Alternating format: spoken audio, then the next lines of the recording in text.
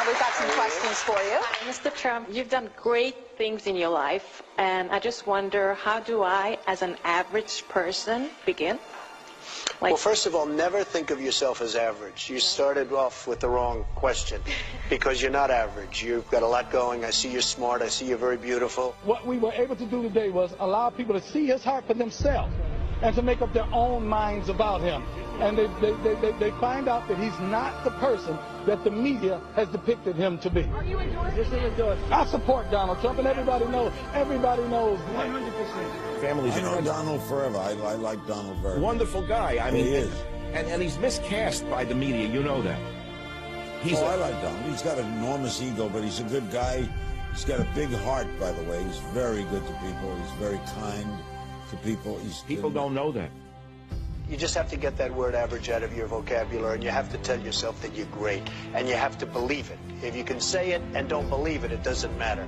A kid that worked in the back. Right. I said, well, hey, how is Donald Trump? This is before he ran. This is months ago. He goes, unbelievable. He would come backstage, come back to the kitchen, and give $100 to the staff. Yeah. He would give these guys quietly. Nobody would know about that.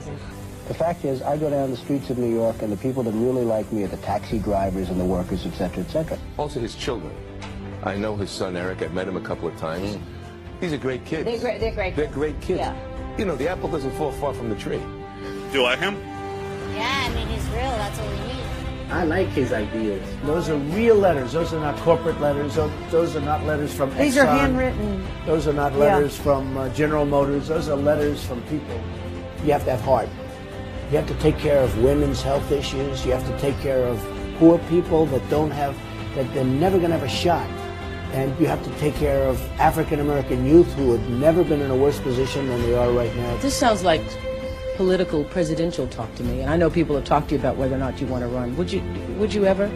I just probably wouldn't do it, Oprah. I probably wouldn't, but I do get tired of seeing what's happening with this country. And if it got so bad, I would never want to rule it out totally. I think Donald Trump, underneath it all, isn't just a business guy. I think he loves America. I really do. I think he cares. This country has such potential. I love the country. I think we can make it better than ever before. We have to unleash it. People have lost their spirit. Donald Trump represents truth, logic, and common sense. His incentive and his self-interest is tied to the well-being of the country that he's supposed to represent. They love me, I love them. And I'll tell you something, if I get the nomination, I'll win the Latino vote. I will win it, because I'm going to create jobs. I'm Hispanic and I vote for Mr. Trump. We vote for Mr. Trump. Get behind the candidate, Mr. Donald Trump, that's going to do something for you. Yeah. That's going to give you a handout instead of a handout, baby. A lot of things that he said is true. Wow. The Mexican border. You're Hispanic and you're saying that. Are you sure? Wow.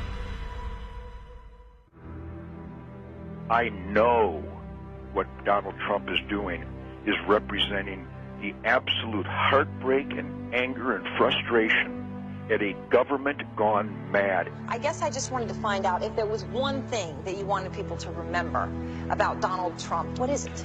Never, ever give up. The power of positive thinking, and I think that's very much in Donald's makeup. If I become president, I couldn't care less about my company. I want to use that same up here, whatever it may be, to make America rich again and to make America great again. Ladies and gentlemen, I am officially running for President of the United States, and we are going to make our country great again. Do not underestimate the power of Donald Trump, or you will be scratching your head wondering, how did he get the Republican nomination? And we will see the best debate in history. Hillary Rodham Clinton, Donald J. Trump. We are here to stay. Donald Trump all the way. Donald Trump has came up with some very strict immigration laws that would guarantee work in the African American community. I hope he gets through with his intentions about building the wall. Well, I just want to let everybody know that not all Latinos are blind.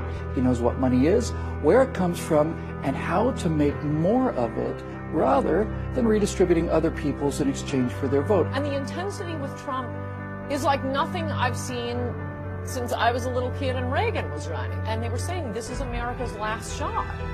If we don't get it right this time, we're not going to have a country left, folks. We're not going to have a country. Are we seriously trying to figure out whether or not Donald Trump would make a good president? The man has major skills that he can offer. This country right now owes $19 trillion, and they need somebody like me to straighten out that mess. Honestly, I really think voters and Americans are looking at this guy saying, it's refreshing to hear somebody not be a wuss, not be a politician, and really say what they think. These aren't dumb people. These are American patriots, and they want this country turned around. I don't want nuance. I want bold colors, red, white, and blue. America, I have seen in the last several decades, absolutely fray and decline. When I saw those guys on the boats, on their knees, I mean, that says a picture about America that I haven't seen ever before. Democrats, not one or two, but many, are voting for Donald Trump, as well as Republicans. I've seen this all over the place. So I think there's a big movement happening, and I got to say that, we need him. You know, this is a movement, folks. This is not like even maybe about me. I don't want it to be about me. This is about common sense. It's about doing the right thing. The silent majority is back, and we're going to take the country back. I have a big heart. I'm going to take care of people. I'm going to make sure that this country comes first. We don't come first. We don't come 10th. We take care of everyone else but our own, and that's going to change. We're going to become rich again. We're going to become safe again. And we're going to become strong again. Nothing is wrong with us. We don't have to like illegal aliens. We don't have to. We're Americans. We want Americans first. Why can't we be first? We are ready for a change. We are ready, and our troops deserve the best. And in the Middle East, I guess we've spent $5 trillion. We could have rebuilt our bridges, our tunnels, our roads, our hospitals, our airports. We could have rebuilt our country. We could have rebuilt our military. We could have taken care of Social Security. We could have taken care of everything. We are going to win so much. We're going to have win after win after win. You people are going to get sick and tired of winning. You're going to say, please, President Trump, we can't take this much victory. Please stop. We don't want any more wins. And I'm going to say to you, we're going to win. I don't care what you say. We're going to make our country